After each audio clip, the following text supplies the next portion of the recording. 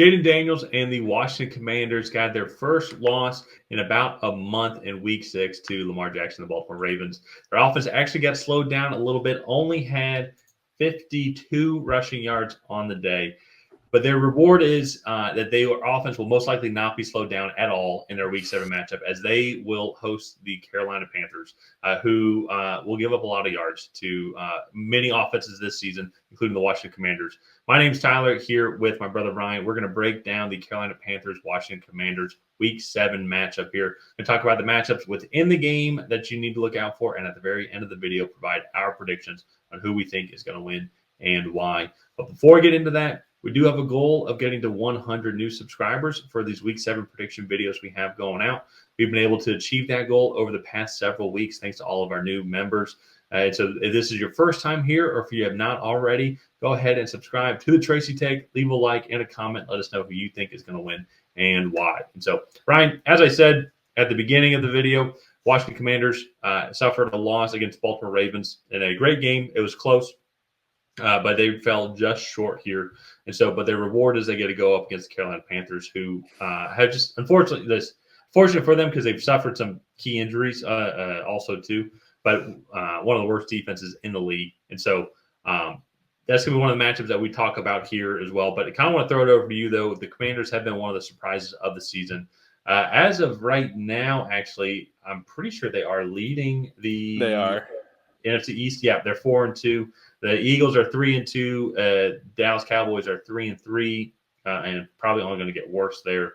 And then the Giants are worse than that. So, kind of at the shock of the season so far. There's always one every year. What is your kind of overall take on the Commanders and their performance up to this point in the season? Yeah, I mean, this offense. One, I want to give Cliff Kingsbury a ton of credit. He really went in the lab in that year off and really kind of developed his craft. He's done a great job in his play design, but then also like his sequencing of plays and his ability to disguise different looks. But then also like on top of all of that, his ability to coach up Jayden Daniels. One of the things like with that was one of his bigger knocks coming out was he threw the ball outside the numbers really well. He struggled with like the timing intermediate routes over the middle. And like I saw like 4 or 5 times on Sunday against the Ravens where he's fitting the ball in a tight window over the middle, like throwing with anticipation and hitting his receiver perfectly in stride. And it's incredible to watch it, like him just develop. And I know he's 24. He was a more developed product than like a Drake May or like even like a Michael Penix who didn't quite have as much. He was the same age but didn't quite have as much experience due to injuries. And it's just been incredible to watch Jayden Daniels so far this season just look like such an experienced veteran in this offense. And to me, I think that's really where this offense starts is with Jayden Daniels, but you still have Terry McLaurin. I know Brian Robinson Jr. was out, but he's been a really good running back for them. This offensive line has played well.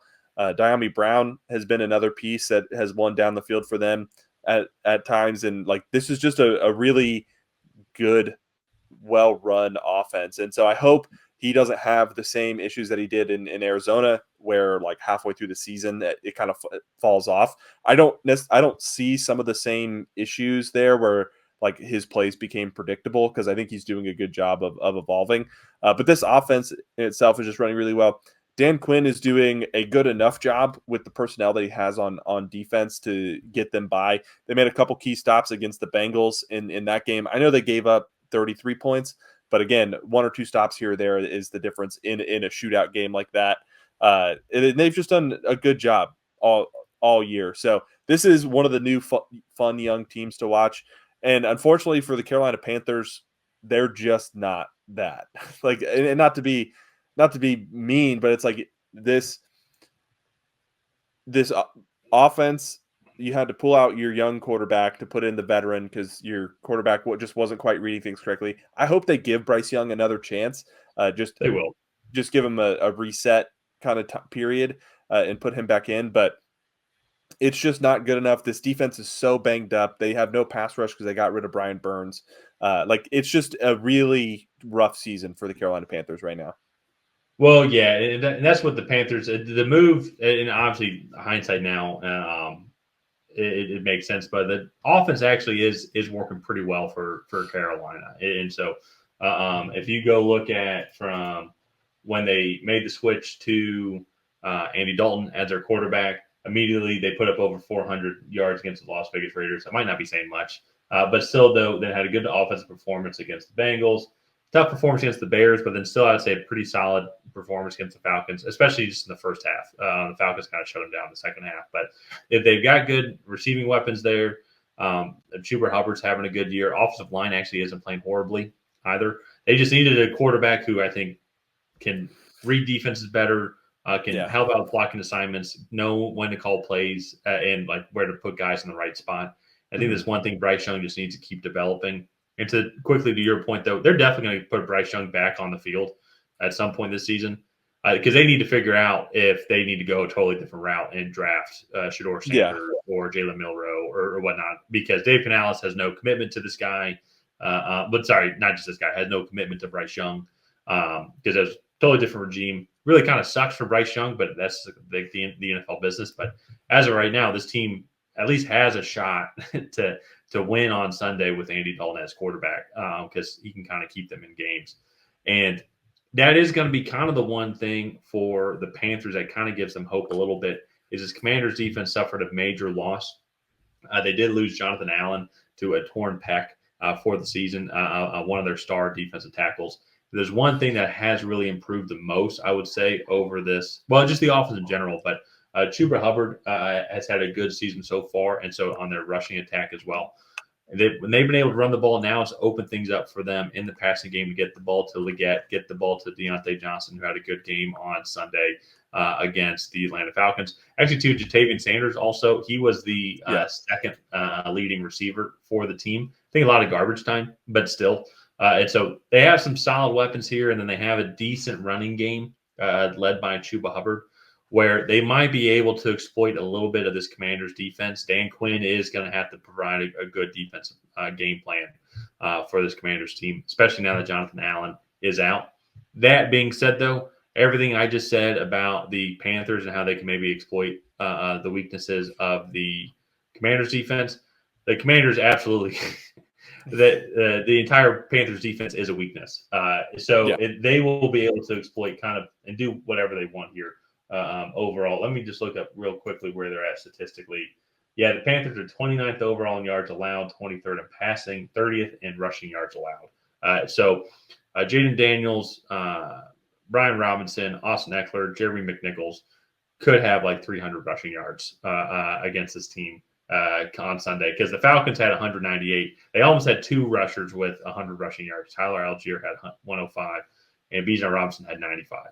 And so that's kind of when moving on to predictions here.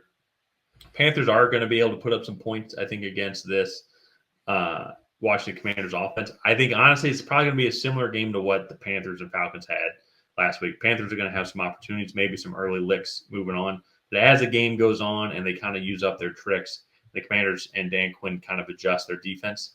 I just think that the talent that is there is a good veteran talent on the Commanders side of the ball. It's going to be able to make more stops against this Panthers offense. While at the same time, the Commanders offense, I think, shouldn't have much of an issue at all moving the ball down the field, getting points on the board. So the Falcons really had no resistance really kind of after the second quarter, moving the ball down the field. And so through running the ball through the air, passing the ball, etc. So I think that it's going to be a higher scoring game, probably something similar, I would say, to the Falcons-Panthers score this past week. But so I'm going to go something like 35-21 Washington.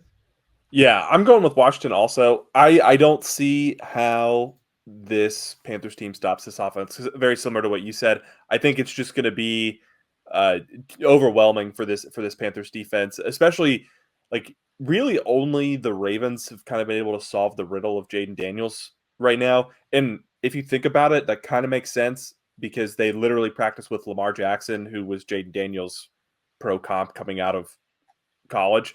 So like they're one of the very few teams that get a like daily look at what facing a quarterback like Jayden Daniels can do.